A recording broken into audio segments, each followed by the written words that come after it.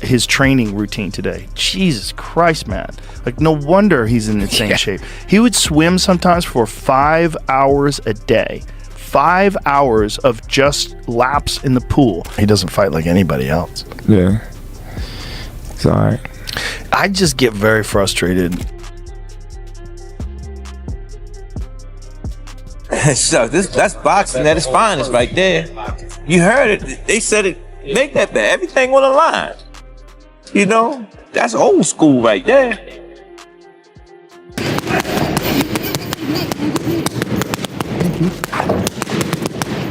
I don't know what his status is currently, but when in terms of big names, Tank is the big name at 30. Joe Rogan reacted to Gervonta Davis's training, and he was completely stunned. He couldn't believe the raw intensity Tank brings every single day. This wasn't normal, this was different. His training routine today. Jesus Christ, man. Like, no wonder he's in insane shape. He would swim sometimes for 5 hours a day. 5 hours of just laps in the pool.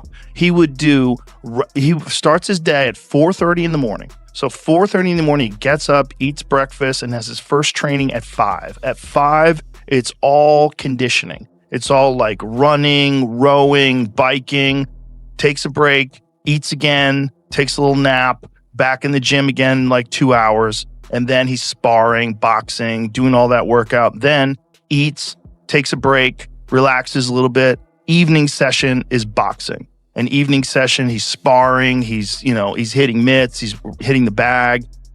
Joe Rogan broke down the footage of Gervonta Davis in camp, calling it sharp, explosive, and almost surgical. Every movement looked calculated. He said Tank doesn't just fight, he studies you, reads you, and then ends it with one brutal shot. Also different. You know, he's so economical. Like, he puts pressure on guys without throwing too many punches, and then starts to figure holes out, and the way he can explode and move in with one shot, my God. Yeah, he very explosive. He's very explosive, and man, he be cracking them dudes. Hey, he be putting them to sleep. Just cracking people. Yeah. And he has so much confidence in his power. So much confidence in his power. So he doesn't give a he's giving away a couple. Yeah, he definitely be giving away. Rogan even compared Davis to Mike Tyson, that same dangerous aura. Compact, explosive, patient early, but always one punch away from chaos.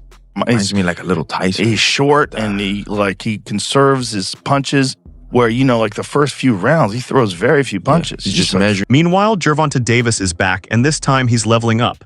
The focus isn't just power, it's precision.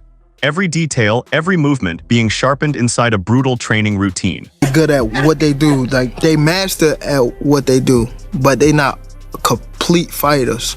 Some of them have speed, some of them have just power, some of them just have footwork, but they don't have the whole thing. I believe I have the whole package. I mean, that's what makes me a good boxer, a great boxer. Tank is locked in, pushing his body to the limit. Conditioning, timing, rhythm, everything is being rebuilt as he prepares for a serious return to the ring. Tank carries the power. He's sneaky.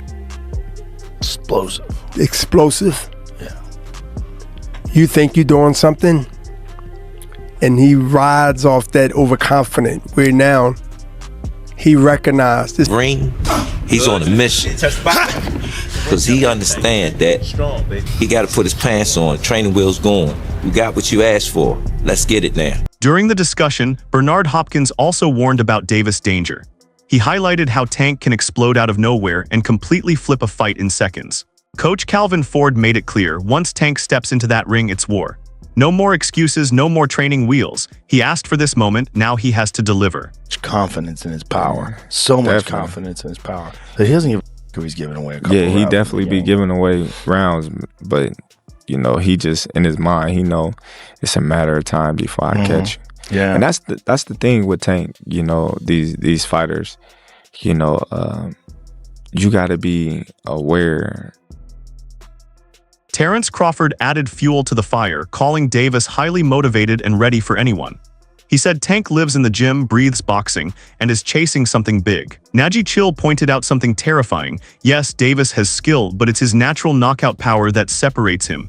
That kind of power, you're born with it. Especially is that devastating power, right? Like he can box, you know, he got skills, but that's to me what separates him from everybody else is that his power is When he was little. That's what I'm saying. Is his power like that as a kid? When he was little, I used to call them Mercedes and BMW smashed together. You know, Mean is like the biggest part in it, you know, Really? in being a fighter. Yeah, because you could be a great athlete. One day you're gonna come across another great athlete. You know, it's who's got more dog in him. Do you think one? Has to be. You know? He's very, very, very competitive. You know, he's the nicest dude. Yeah. One of the coolest guys, and a for real nice guy. Like I've met him numerous times off camera, just me and him chilling, and the dude's genuinely like a good dude, you know. But once he gets in there, he's hyper competitive. He wants to win at all costs. He's gonna put himself at harm's risk to make sure he gets that W, man. I've always liked. Jorge Masvidal compared Davis to fighters with that dog mentality. He said elite fighters flip a switch, and when Tank does, he becomes ruthless, fully locked on winning at any cost. Stephen A. Smith called Gervonta Davis boxing's biggest attraction. Explosive knockouts, aggressive mindset, he even doubled down on the Mike Tyson comparison. A fighter people fear and pay to watch. Greg Hackett shared the hype, saying every Davis fight carries real danger. One punch can end it. Now fans are waiting for the right opponent, someone worthy of that spotlight. Me is the #1 attraction in boxing. He's the #1 attraction in boxing. He will finish you. Yeah. He will close. And this brother comes, and he's one of those guys. They call him the mini Mike, as a Mike Tyson. Yeah. He's willing to take a punch to give it now. Yeah. And I haven't seen him hurt.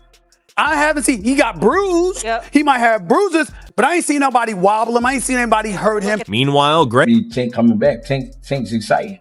All the guys are exciting, but Tank is always a big question mark when Tank get in the ring. Is somebody about to get knocked out? You know what I mean? I just hope it's a good guy. Somebody, we can Due respect to Devin Haney, he got his game, but my game is at a higher level. My defense is way better. I could stand there in front of guys and defend myself. And I don't think Devin Haney has the type of defense I got that. I totally agree with you on that. Where's my camera? I totally agree with him on that. And I like that. And he's a hell of a fighter. He's a good fighter, but he's not you. He's not you. I agree. He's not you. Is that a fight you want against him, or do you believe that there should be bigger fights on the horizon for you than a Devin Haney fight? No, I think the Devin Haney fight is a big fight. I think it can happen. I think it just got to make sense. With Ryan Garcia, he just said he'll come down to 100 and see a Devin Haney. I would rather fight either or. I think any of these guys get. Shakur Stevenson entered the conversation. A slick defensive master, hard to hit, even harder to break. But when it comes to power, many are still leaning toward Tank. The fight rumors are heating up, but nothing is official yet. Shakur made it clear he wants the biggest fights, and Gervonta Davis is on that list. He's ready to prove himself against anyone, but this matchup, it's dangerous for both sides. If you enjoyed this, hit like, subscribe.